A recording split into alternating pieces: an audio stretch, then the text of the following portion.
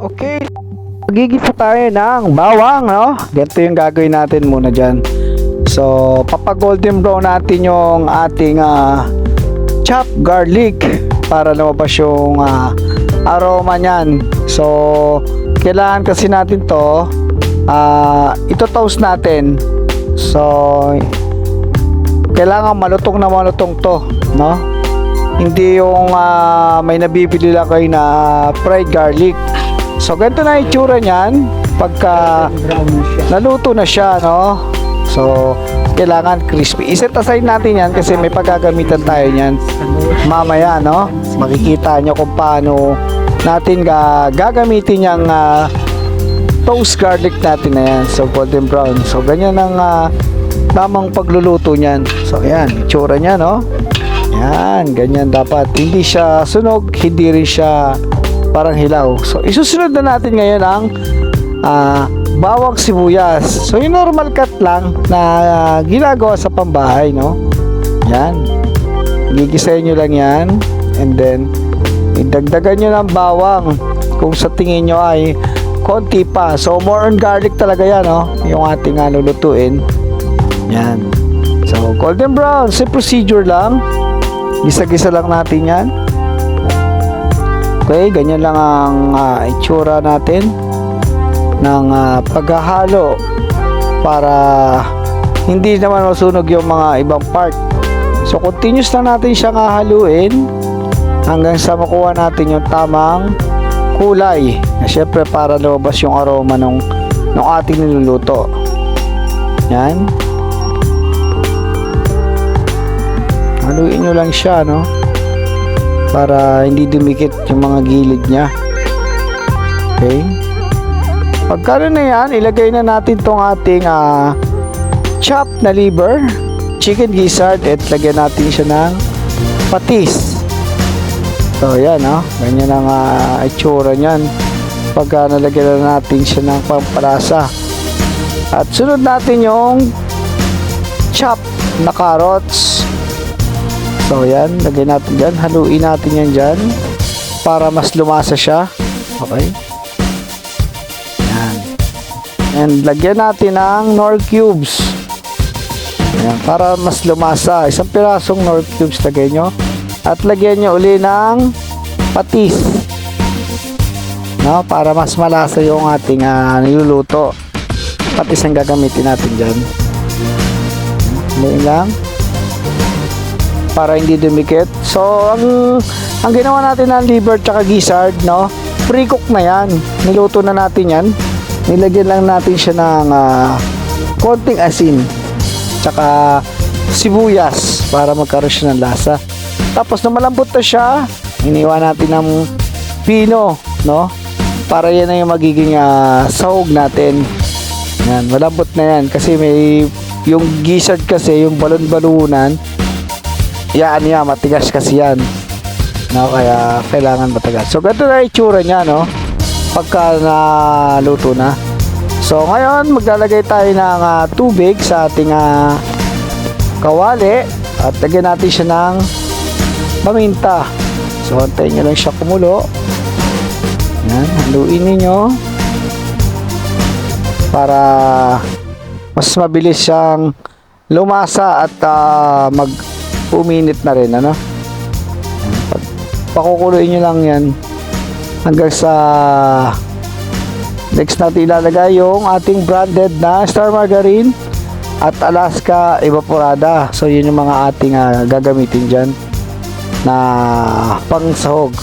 So, yun, ang lalagay natin dyan ay isang pack na Star Margarine. So, lagay natin yan dyan sa ating inaantay na kumulo na sabaw, no?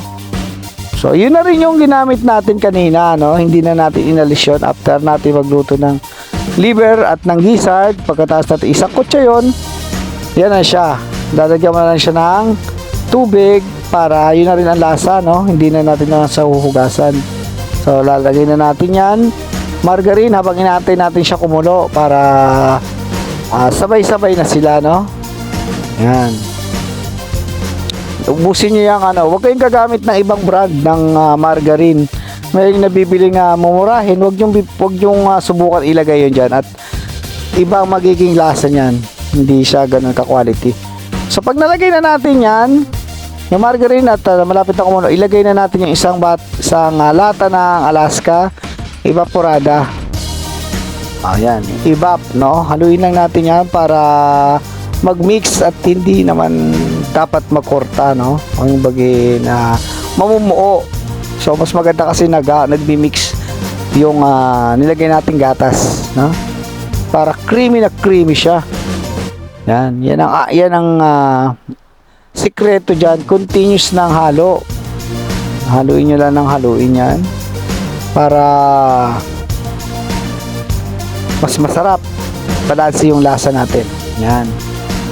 Yan ilalagay natin. Okay, ubusin natin yan para yung lasa talagang malinamnam, no? Diyan kasi yung magbibigay ng sarap eh. Yung lasa ng gatas, no? Ubusin natin yung ating nabiling evap. Huwag masyadong maraming tubig pag maglalagay kayo kasi mawawala yung sarap. So pag ganyan na itsura at kumukulo na talaga siya, no? Kita nyo naman, mamumuo kasi siya pag hindi nyo inahalo. Kaya tuloy-tuloy nyo haluin yan. Yan ang tik-tik dyan, baka hindi nyo makuha yung tamang lasa. So tikman natin kung okay na. Kasi possible na aalat yan sa nilagay natin na nilagay natin patis, no? Kasi yung sinangkot siya natin, may lasa na rin yun. So nilagay na natin yung nakababad nating bihon.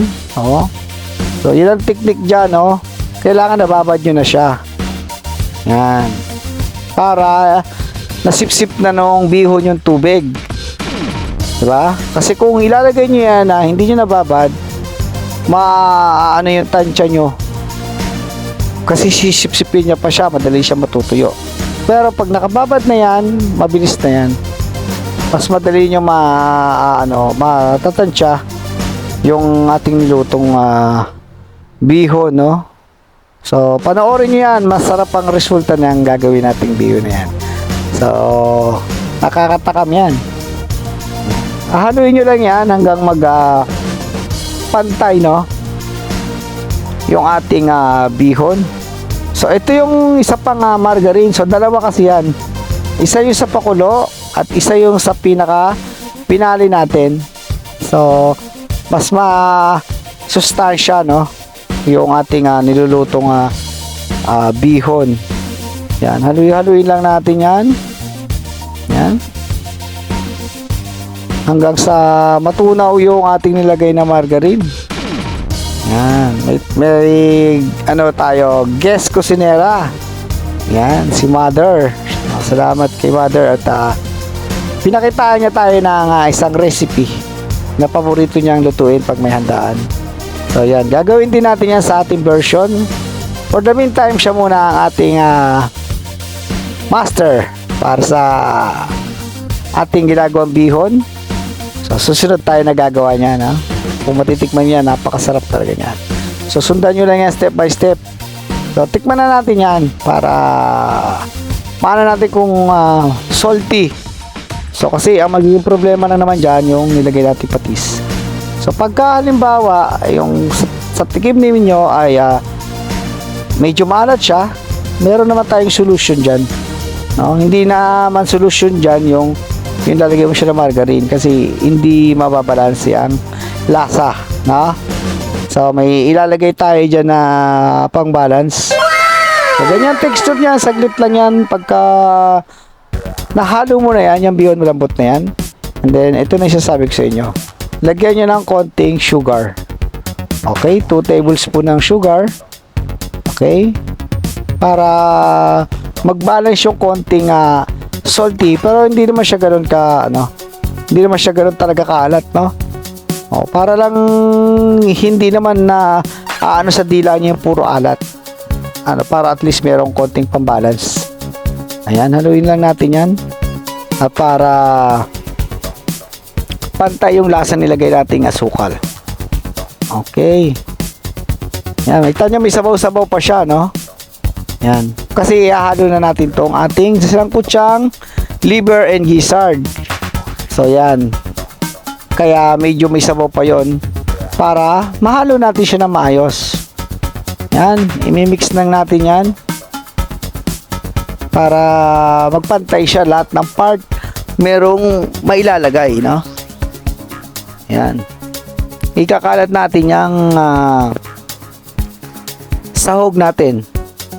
So, mayroon naman yung option kung gusto nyo maglagay ng cabbage, no? Cabbage chops, pwede yan.